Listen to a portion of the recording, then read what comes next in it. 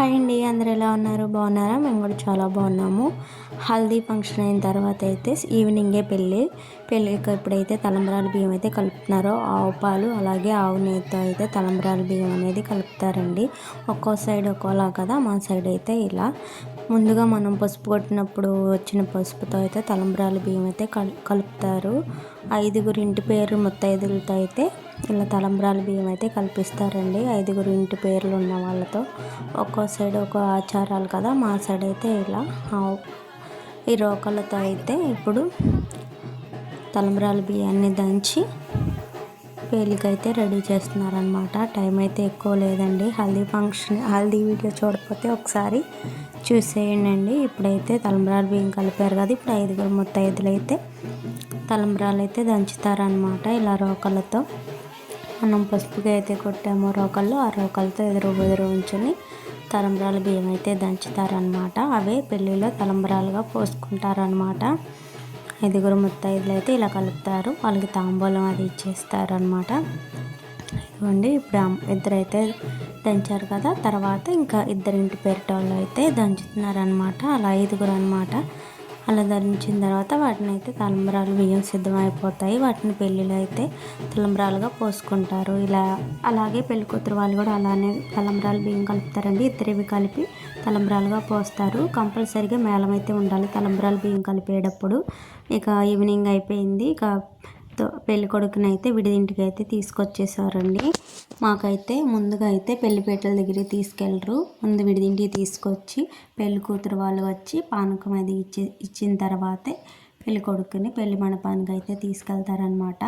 ఇక హడావిడి అయితే స్టార్ట్ అయిపోయింది. పెళ్లి కొడుకుని తీసుకెళ్ళటానికి అయితే పానకం కావిడితో అయితే వచ్చారనమాట. ఇప్పుడు వచ్చిన వాళ్ళంతా ఆ పానకం తాగి పెళ్లి మండపానికి అయితే వెళ్ళాలి.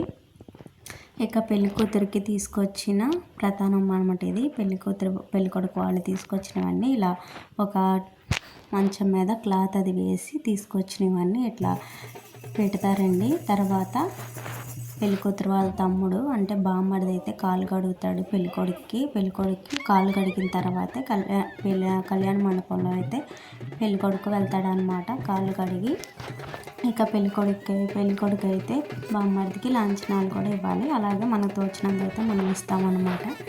ఇలా పెళ్లి కొడుకు అయితే ఇలా అయిపోయిన తర్వాత కాళ్ళు అయితే కడిగేసిన తర్వాత ఇక పూజ అయితే స్టార్ట్ అయిపోతుందండి. ఇవి వచ్చేసి పాము కోళ్ళు అంటారు.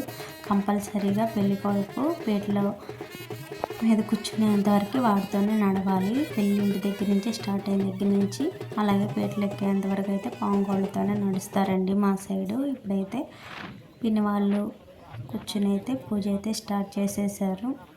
ఇలా ముందైతే గౌరీదేవికి వినాయకుడికి పూజ అయితే స్టార్ట్ అయిపోయింది. హడావిడిగా అయితే పెళ్ళి అయితే స్టార్ట్ అయిపోయింది.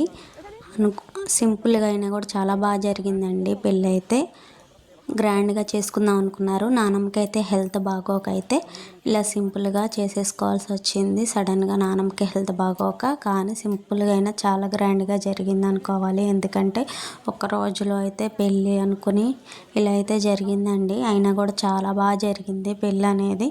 ఇక పంతులు గారు అయితే పిన్ని వాళ్ళతో అయితే పూజ అయితే స్టార్ట్ చేసేసారు. ఆ తర్వాత పెళ్లి కూతురిని కూడా తీసుకొచ్చి పెళ్లి కూతురు వాళ్ళు కూడా పూజ అయితే చేసేస్తారు. పూజ చేసిన తర్వాత ఇక జీలకర్ర బెల్లం అయితే పెట్టిస్తారు. పెళ్ళి ఇక అంటే తెలిసిందే కదా, ఒక్కో సైడ్ ఒక్కో ఆచారాలు. మాకైతే ఇలా చేస్తారండి పెళ్ళి అనేది. ఇప్పుడైతే పూజ అయితే గౌరీ పూజ అలాగే విఘ్నేశ్వర పూజ అయితే చేస్తున్నారనమాట పంతులు గారు. ఇలా పూజ అయితే కంప్లీట్ అయిన తర్వాత పెళ్లి కూతురుని కూడా తీసుకొచ్చి కూర్చోబెడతారనమాట. కానీ అనుకున్న దానికన్నా చాలా బాగా జరిగింది పెళ్ళి అనేది. అన్నీ మనం అనుకున్నట్టే జరగవు కదా, అలాగే ఇలా ఇంటి దగ్గర అయితే స్టేజ్ అయితే కట్టేసి సింపుల్గా పెళ్ళి అయితే జరిగిందనమాట. మరి మీకు ఈ వీడియో నచ్చితే తెలుసు కదా ఏం చేయాలో. లైక్ చేయండి, షేర్ చేయండి, సబ్స్క్రైబ్ చేసుకోవడం మర్చిపోవద్దు.